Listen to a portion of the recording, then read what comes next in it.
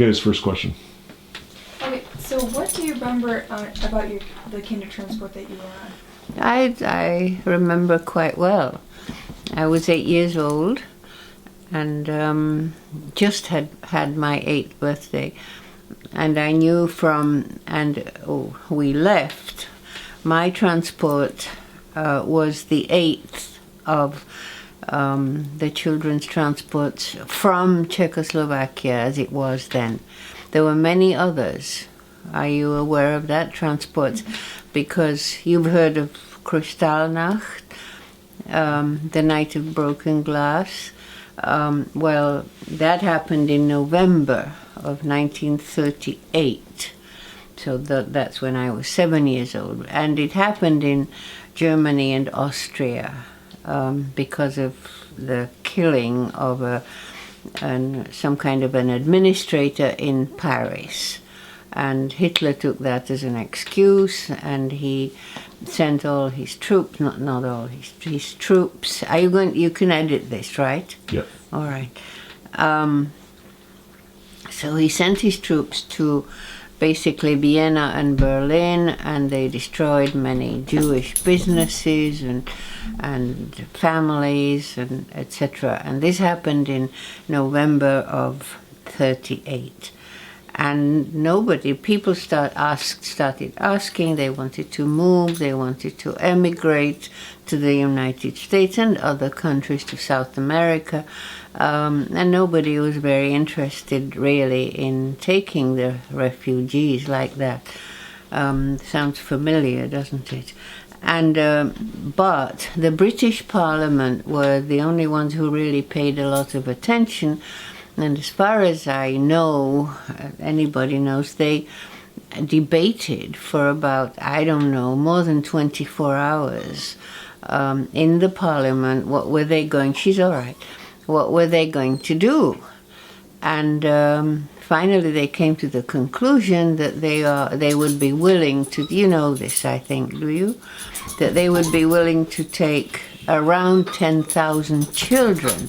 Under the she sees her body. Well, she's not coming, I don't think, because if she rings the bell, she'll see the car. So I don't think. I mean, her mom, not the dog. So they decided. You were speaking about the British Parliament. And The British Parliament, yes. Where I left off, right? Yeah. So they were debating and what to do if there was anything, because they heard about Kristallnacht, how many people had been killed and murdered and whatever, and businesses destroyed. So what they decided was that they would take up to 10,000 children under the age of 17 or 18, something like that. And so transport started, but it wasn't organized by any particular person. I'm not even sure how they were organized. But there were a lot of children who started immigrating into Britain, into London, from November of 1938. So the transports by Nicholas Winton, whom I'm sure you've heard of, who organized them, those transports didn't come till 1939. And he was the one who really single-handedly organized 8 transports, a total of, as you know, 669 children just from what was then Czechoslovakia. And they all... well, the majority of them left Czechoslovakia from Prague, although there were 1 or 2 who went directly from, I think, Slovakia, which is to the east of the Czech lands as they were then. So these were not the first transports, but they were organized almost single-handedly by him. and it all happened within a relatively shorter time. I think the first one left sometime Prague or wherever it left from, but from Czechoslovakia, left sometime in March of 1939, and the last one left, and I was on the last one to get to Britain safely at the very, very beginning of August or end of July.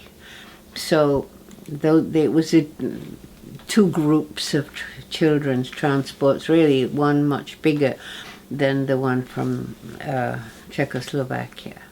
The ones. What do you remember about that train ride?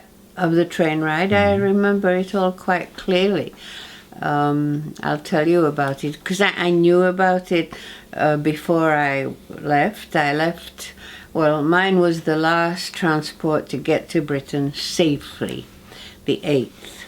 And then there was a 9th one, which you may have heard of, where there were 250 children all ready to go. I think in the train, or the train was cancelled, but they came to the station. It was very like today they were leaving, and that was on September 1, 1939, and that was when Hitler invaded Poland and the war started. 2 days later, Britain declared war on Germany or on Hitler, and so that train wasn't allowed to leave. And it is thought that all those, there were 250 children, they all perished in the Holocaust. So, and that bothered him a lot. His whole life, he thought about that and talked about it a little bit. And so there were 669 of us who got to Britain safely. And it was around March, I think. I left.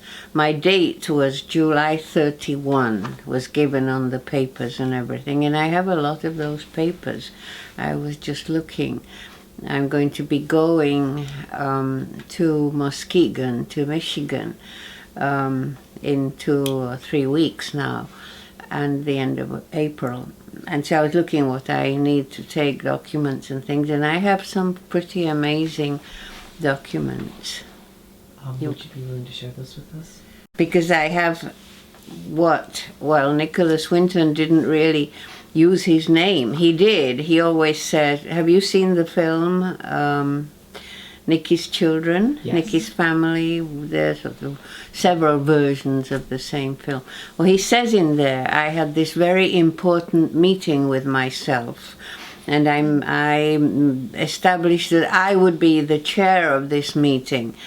And he then called himself the head of the British Committee for Refugee Children from Prague, a long thing. And the name was there, I think, not for children, just the British Committee for Refugees. And he added the children and himself.